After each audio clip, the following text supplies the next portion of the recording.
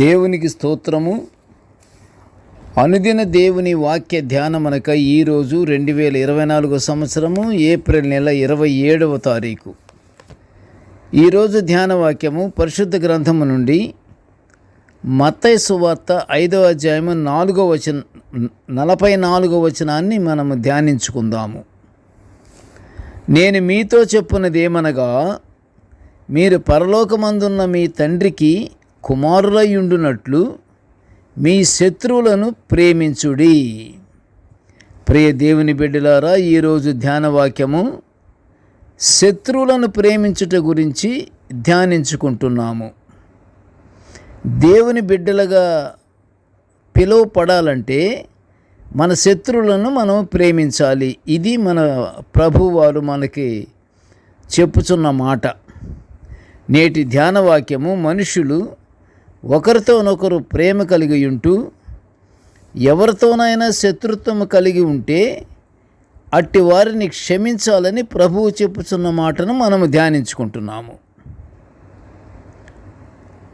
ఈ రోజుల్లో అనేకులైన బోధకులు, సువార్థికులు అనేక చోట్లలో అనేక విషమ పరిస్థితుల వాతావరణములలో బోధించిన సంగతులు ఖచ్చితంగా పాటించలేని స్థితిని మనము చూస్తుంటాము. కానీ యేసుప్రభు వారు అలా కాదు, బోధించేదే చేస్తారు. ఈరోజు ధ్యానవాక్యములో ప్రభువారు బోధించినది ఏమంటే, మీరు తండ్రికి కుమారులయుండునట్లు మీ శత్రువులను ప్రేమించండనియు హింసిస్తున్న వారి కొరకు ప్రార్థన చెయ్యండి అని బోధిస్తున్నారు ప్రభువారు. అవును ప్రియ దేవుని బిడ్డలారా, ఆనాడు యేసు ప్రభు వారిని రోమా సైనికులు, యూదా మతాధికారులు యేసును క్రూరంగా హింసించి అవమానపరిచి సిలువపై వేలాడదీసినప్పుడు ప్రభువు నోటి నుండి వచ్చిన మాట, తండ్రి, వీరేమి చేయుచున్నారో వీరెరుగురు గనుక వీరిని క్షమించమని తండ్రికి విజ్ఞాపన చేసినట్లు లూకా సువార్తలో 23వ అధ్యాయము 33లో మనము చూస్తున్నాము. ప్రభువారిని ఎంత హింసిస్తున్నా, అవమానపరిచినా, ముఖం మీద ఉమ్మివేసి గడ్డాన్ని పట్టుకొని పెరుగుచున్నను, ముళ్ళ కిరీటము తల మీద పెట్టి అదిమినను ప్రభువారు ఏమీ మాట్లాడలేదు. వారు చేయుచున్న పనికి ఇంకా ప్రభువుని, తండ్రిని అడుగుతున్నాడు, అయ్యా వీరేమి చేయుచున్నారో తండ్రి, వీరు ఎరుగురు, వీరిని క్షమించమంటున్నాడు. ప్రియ దేవుని బిడ్డలారా, క్షమాగుణము దేవునికి ఎంతో ఇష్టమైనది. మీకు ఒకరి మీద విరోధమేమైనా ఉండిన ఎడల మీరు ప్రార్థన చేస్తున్నప్పుడెల్లానూ వానిని క్షమించమని ప్రభువు చెప్తున్నట్లుగా లూకా సువార్తలోనే 11వ అధ్యాయం 25వ వచనంలో మనము చూస్తున్నాము. ప్రభువు మానవు నుండి కోరుకుంటున్నది ఏమిటంటే ప్రేమ, ఓర్పు, సహనము, సమాధానము.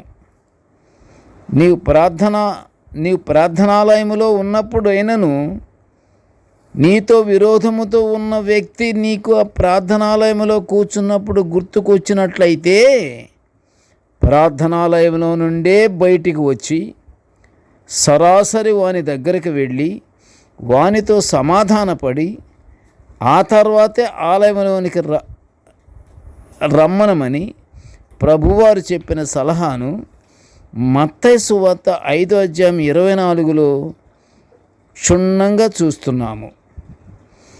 దేవుణ్ణి స్తుతించుటకు ముందుగా విభేదాలు లేని మనస్సు కలిగి పరిశుద్ధాత్మతో నిండిన వారుగా ఆలయములో దేవుని స్తుతించాలని తెలుస్తుంది. ఆ ప్రకారంగా అందరము క్షమాగుణము కలిగి దేవునికి నిత్యము ప్రార్థించుచు దేవుని ఆశీర్వాదాలు పొందుకుందాము. ప్రార్థన చేసుకుందాము. కృపగల తండ్రి, జీవము గల నాయన, నీ పాదముల స్తోత్రములు తండ్రి. నీ దివ్యమైనటువంటి వాక్యాలను మేము నిత్యము ధ్యానించుకునే భాగ్యాన్ని మాకు అనుగ్రహించి ఇస్తున్నందులకు నీ ఘనమైన స్తోత్రములు తండ్రి. నేటి ధ్యాన వాక్యమును వినుచున్న ప్రతి బిడ్డను ఆశీర్వదించయ్యా. ఇదిగో తండ్రి, నీకు ఇష్టమైనటువంటి మాట క్షమాగుణము.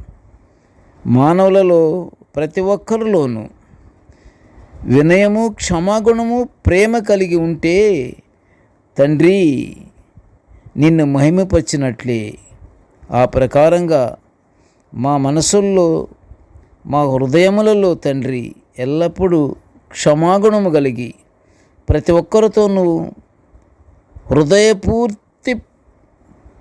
హృదయపూర్తిగా ఉన్నటువంటి ప్రేమతో మేముండులాగన తండ్రి మమ్మలను ఆశీర్వదించమని నాయన ఈ మనవులన్నీ యేసయ్య పుణ్య నామమున వినయముగా వేడుకొనుచుంటున్నాము తండ్రి. ఆమెన్. దేవుడు మనల్నందరినీ బహుగా దీవించుగాక. ఆమెన్.